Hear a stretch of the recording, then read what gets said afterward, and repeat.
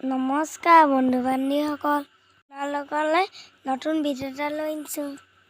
ভিডিঅ'টো কেনেকুৱা পালে জনাব দেই। মই ভাওনাত অসুৰ আছোঁ, কেনেকুৱা পালে জনাব দেই। ভাল লাগে লাইক আৰু কমেণ্ট কৰিব। ব'লক তেনে ভিডিঅ'টো চাওঁগৈ।